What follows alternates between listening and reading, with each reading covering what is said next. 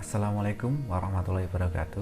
Kita kali ini akan membahas tentang ini, yaitu tentang pembuatan tabel. Mungkin lebih tepatnya itu pembuatan tabel distribusi frekuensi, atau nanti yang kita kenal tabel untuk data kelompok. Kurang lebih ya seperti itulah.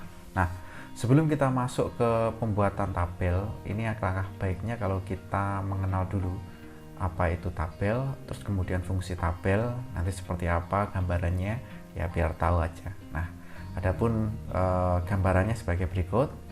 Yang pertama itu tabel itu digunakan untuk menyajikan, jadi menyajikan atau menampilkan suatu data. Jadi misalkan data kelas, data siswa itu menggunakan tabel. Yang kedua, kadang beberapa aplikasi itu menggunakan tabel untuk apa ya, untuk menganalisis. Jadi nanti contoh aplikasinya itu ada Excel, kemudian ada SPSS, ada Minitab, yang semuanya itu menggunakan tabel untuk menjelaskannya. Nah, nanti kurang lebih tabel itu ada jenisnya, ada ini.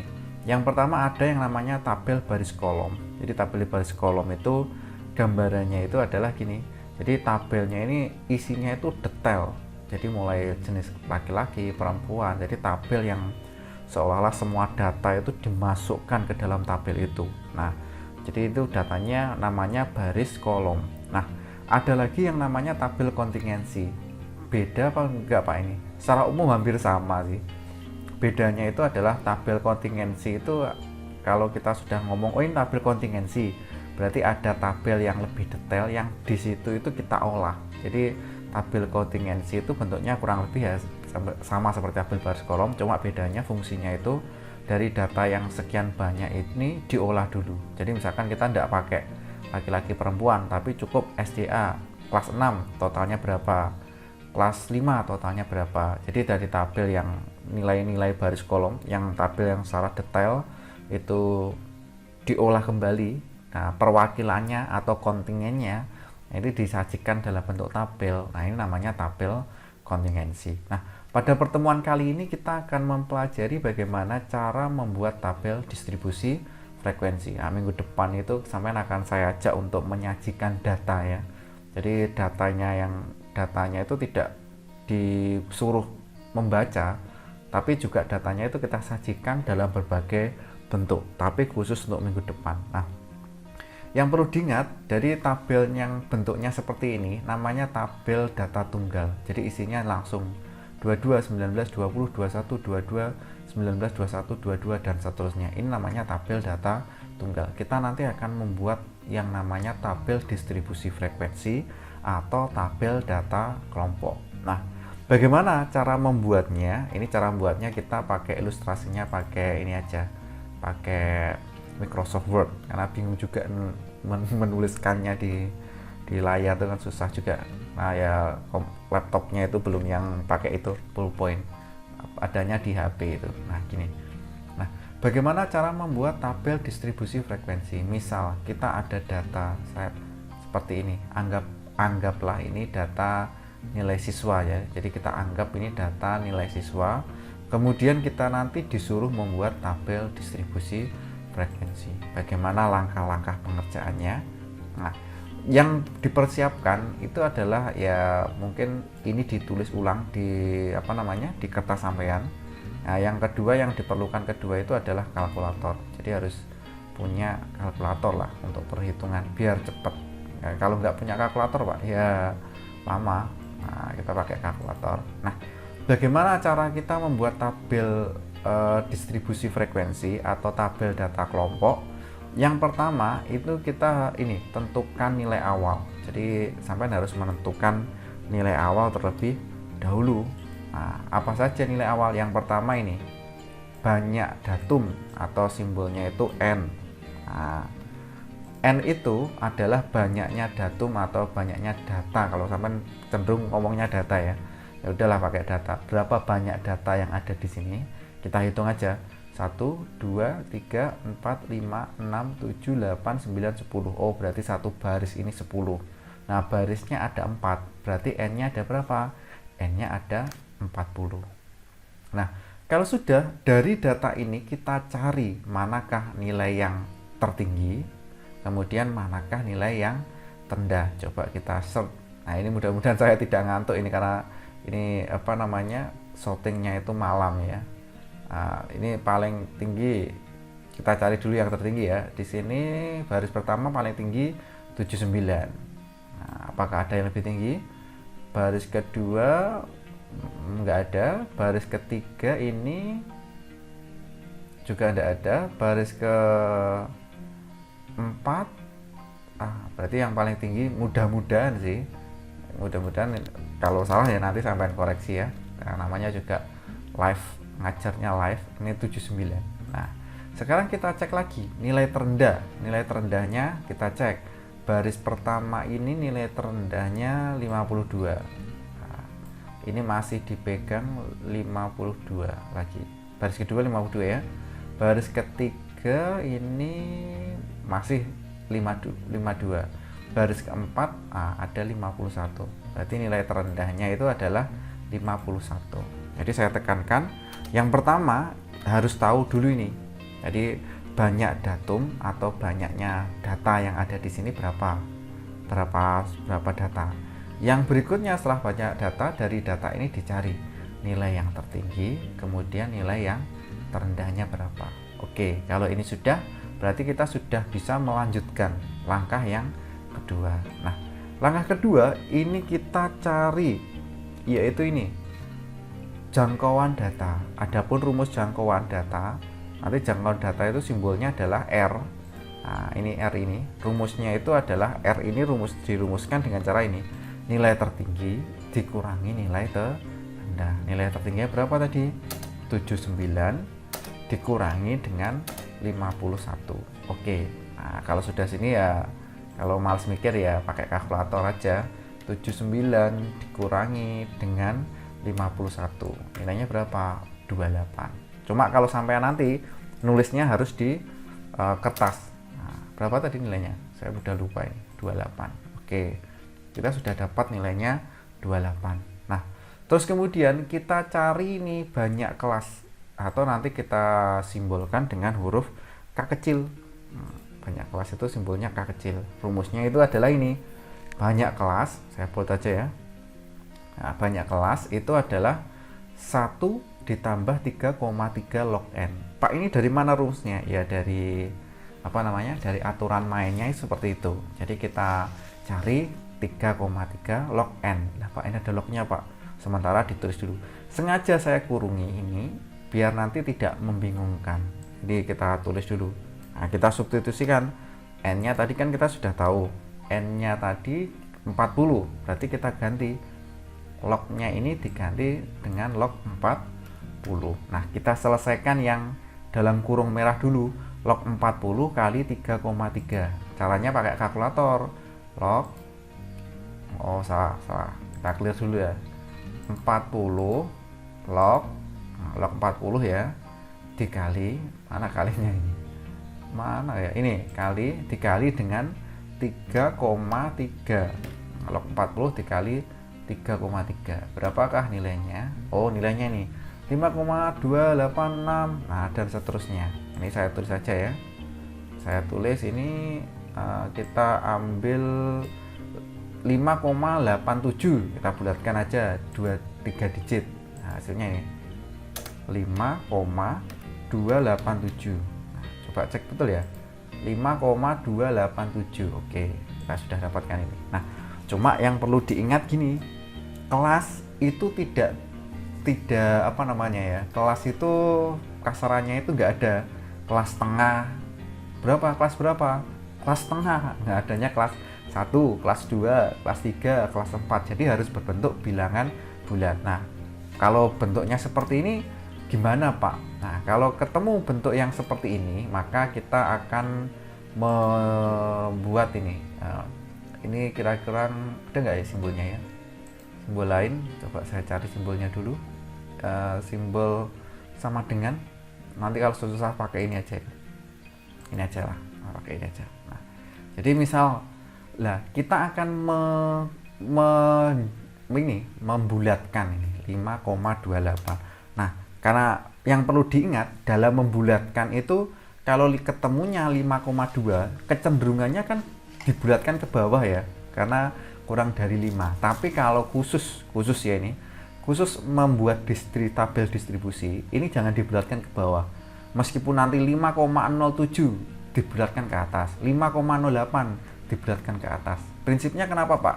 Ya lebih baik kebanyakan kelas daripada kekurangan kelas. Nah nanti kalau kelasnya kurang, ada anak yang tidak bisa masuk atau ada datum yang tidak bisa masuk. Jadi ini tidak dibulatkan ke 5, tapi dibulatkan ke 6. Jadi khusus aturan mainnya, kalau ada pembulatan maka tidak dibulatkan ke bawah, dibulatkan ke atas. Walaupun 5,07 tidak ke 5 tapi ke 6.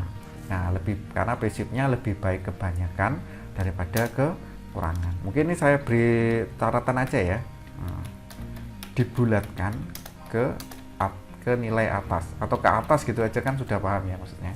Nah, ini saya beri warna apa ya, warna merah aja lah, merah menyala cuy. Nah, kurang lebih kayak gini. Nah, kemudian setelah mencari ini banyak kelas kita cari yang berikutnya itu adalah panjang kelas. Simbolnya itu P itu panjang kelas.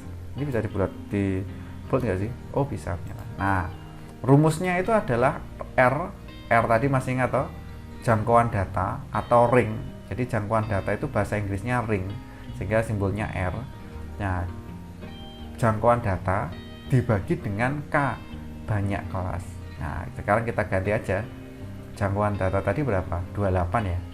Nah, ini 28. Kita ganti nilainya 28. Nah, banyaknya kelas ada 6. Nah, kayak gini. Nah, kalau sudah ya kita sederhanakan kalau begitu. Ini kalau sudah ya kita sederhanakan. Berapakah nilainya? Berapakah 28 dibagi dengan 6? Nah, pakai apa? Kalkulator. 28 dibagi dengan 6 sama dengan 4,667. Jadi ini kita ganti nilainya dengan 4,67. Oke. Apa 66666 tadi kan 666 gini ya, 3 digit aja lah. Ini juga dibulatkan karena panjang kelasnya berapa. Panjang kelasnya ini kita buat dalam bentuk bilangan bulat. Prinsipnya juga sama. Nah, ini dibulatkan juga ke atas karena menganut prinsip lebih baik kepanjangan daripada kurang panjang. Nah, ya kurang lebih ya seperti itulah nanti. Oke, baik, kalau sudah kita tidak presisi, biar aja lah. Nah ini dibulatkan ke atas berapa? Dibulatkan ke atas berarti ini dibulatkan ke 5. Panjang kelas kita sudah tahu. Nah, kalau ini sudah, jadi kita sudah punya informasi. Yang pertama itu nilai tertinggi, nilai terendah kita sudah tahu, jangkauan datanya sudah tahu, kemudian banyak kelas sama panjang kelas. Jadi yang dipentingkan itu adalah yang ini, banyak kelas dan dan panjang kelas. Ini harus kita tahu. Nah, bagaimana cara membuatnya? Cara membuatnya ini sebagai berikut. Yang pertama, kita buat banyaknya kelas ada berapa? Ada 6. Berarti minimal kita siapkan di sini ada 6 dulu. 1 2 3 4 5 6. Jadi kita buat dulu. Nah, kita buat 6 dulu ini. Ini kok nggak sama ini. Kita potong aja.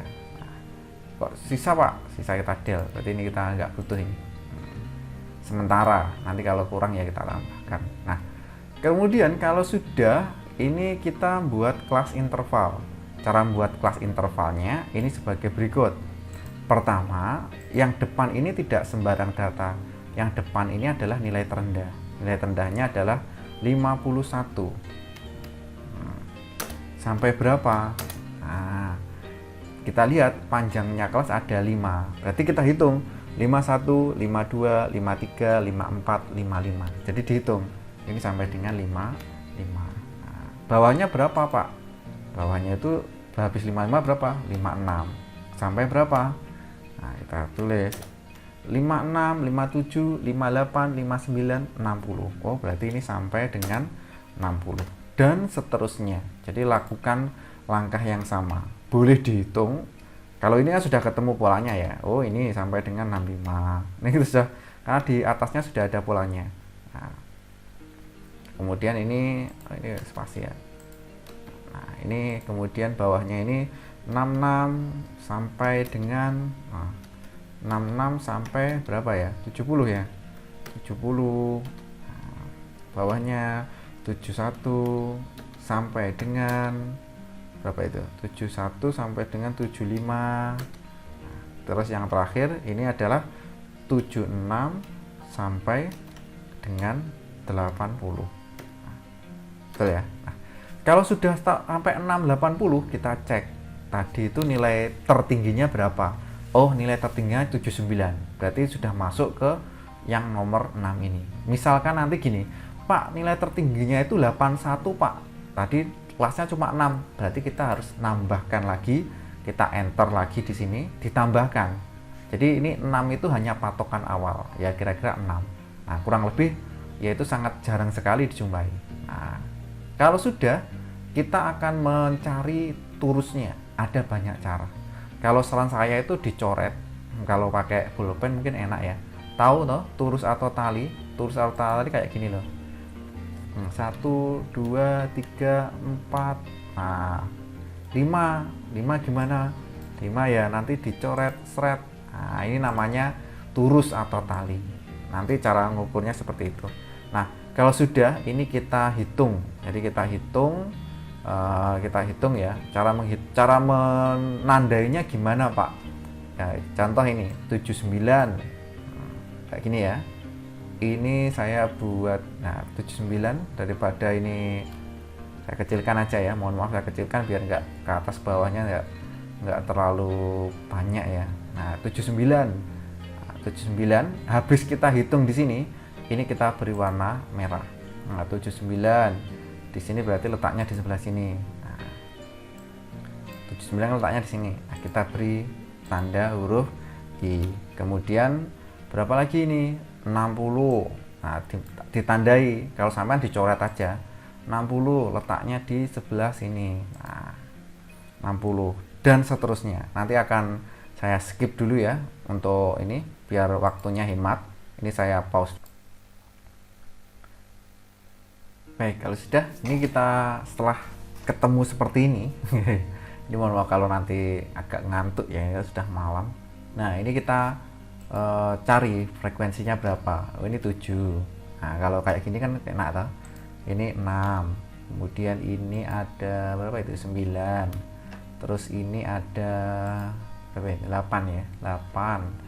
Ini 7 ya. 7. Terus yang sampingnya ini adalah 3. Nah, kita jumlahkan. Ini di total harus bernilai berapa? Kalau di total harus totalnya 40. Kita pakai kalkulator aja ya. Kita clear dulu. 7 ditambah 6 tambah 9 tambah 8 tambah 7 tambah 3. Hasilnya 40. Oh, kurang lebih ya. Mudah-mudahan aja betul. Nah, jadi ini merupakan hasil tabel distribusi frekuensi. Jadi prinsipnya itu kalau sudah ngitung sebaiknya ditandai. Boleh pakai pulpen warna, boleh dicoret.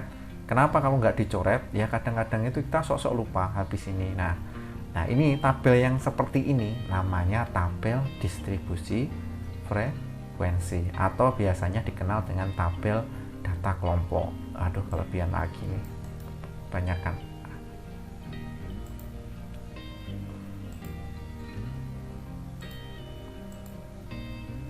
Nah, kita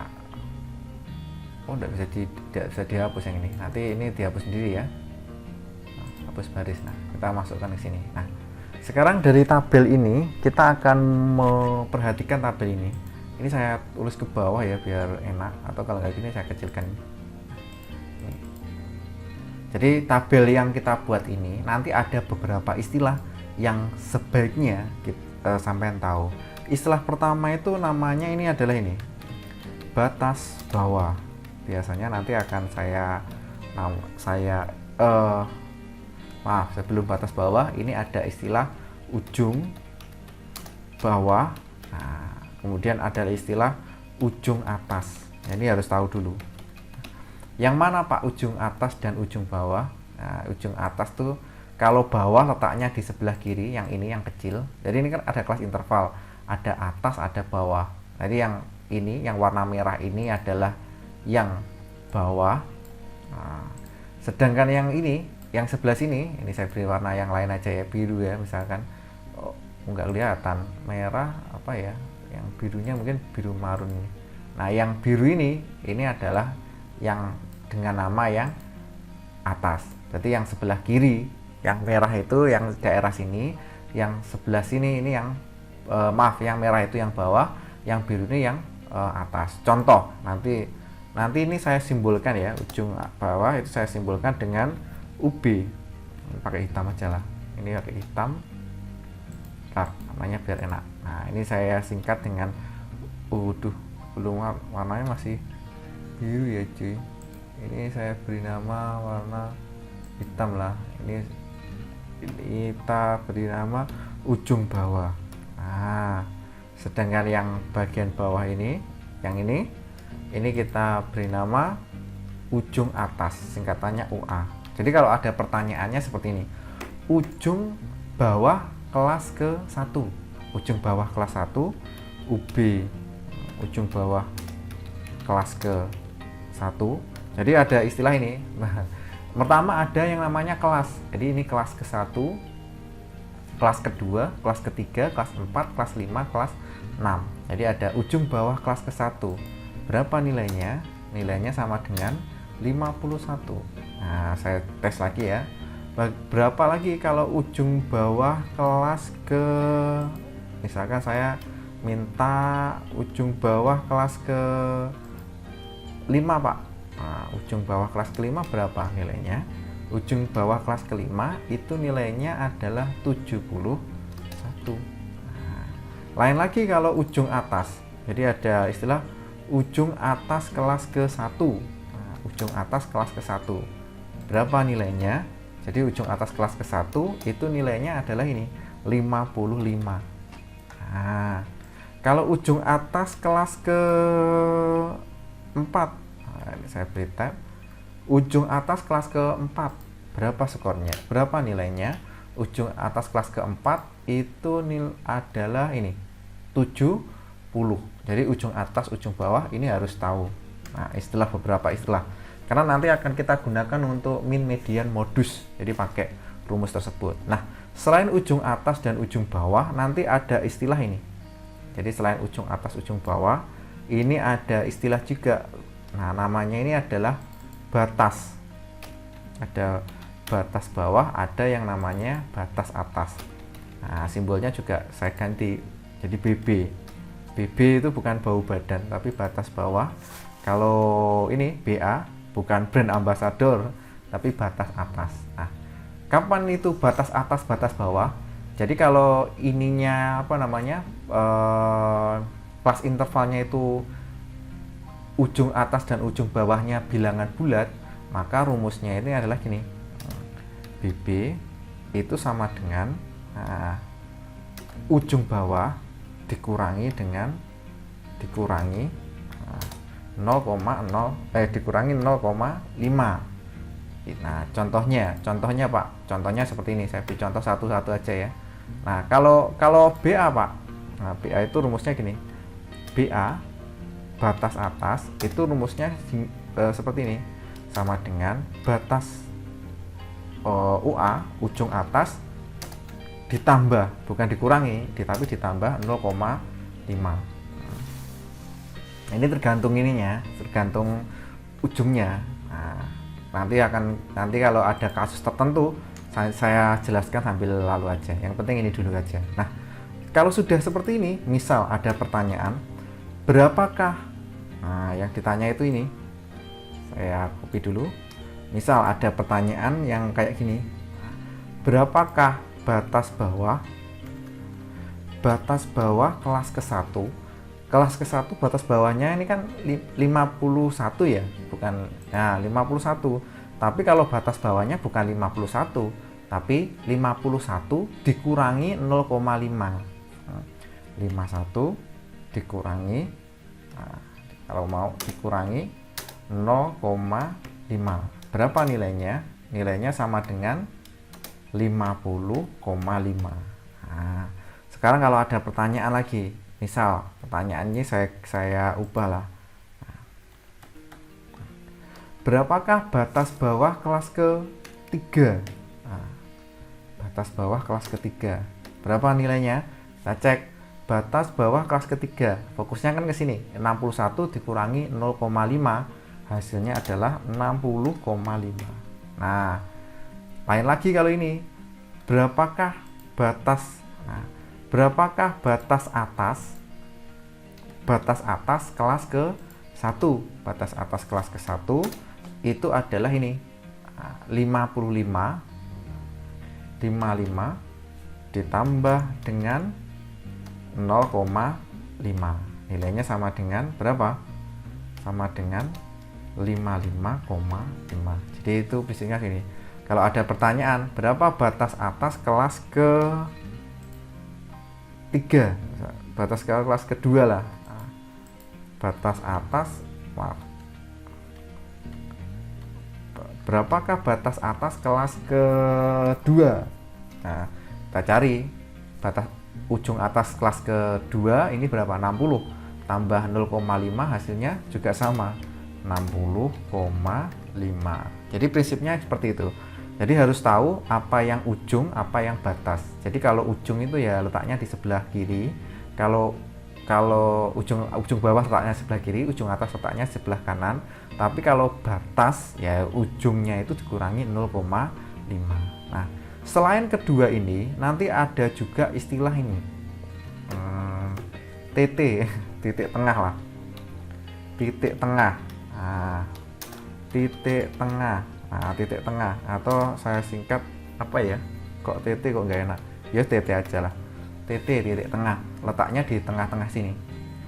51 tambah ini. Nah, tengah ini kebetulan kan 51, 52, 53, 54, 55. Kalau mau cari tengahnya ya 51, 52, 53. Letaknya kan di tengah-tengah sini ya. Kalau angkanya sedikit tuh enak. 53 letaknya di sebelah sini. Kalau nanti pakai rumus, nah andai kan Pak, saya ngitungnya capek Pak, pakai rumus saja. Boleh. Jadi kalau mau pakai rumus, ini kurang lebih sebagai berikut. Nah, saya buatkan rumusnya ya. Jadi rumusnya itu adalah TT sama dengan, TT itu titik tengah loh ya, jangan berpikir yang aneh-aneh. Nah, titik tengah itu sama dengan ini, ujung atas ditambah dengan ujung bawah dibagi 2. Nah, dibagi 2. Nanti tinggal kita cari. Misal saya pinginnya itu TT, TT kelas ke-1. Kelas ke-1. Berapakah nilainya? Ya ujung atas kelas ke-1. Berapa ini? 51. Ujung atas itu yang sebelah sini, malah 55 ya. Nanti tinggal diganti aja. Ini tinggal diganti dengan 55 ditambah dengan 51 dibagi 2. 55 tambah 51 ini. 55 ditambah 51 dibagi 2, hasilnya ini. Hasilnya sama dengan 53. Kalau pakai rumus seperti ini.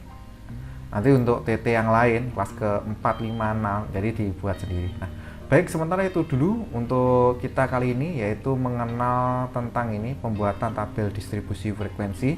Minggu depan kita akan masuk ke penyajian data. Nah, sementara itu dulu dari saya cukupkan. Wassalamualaikum warahmatullahi wabarakatuh.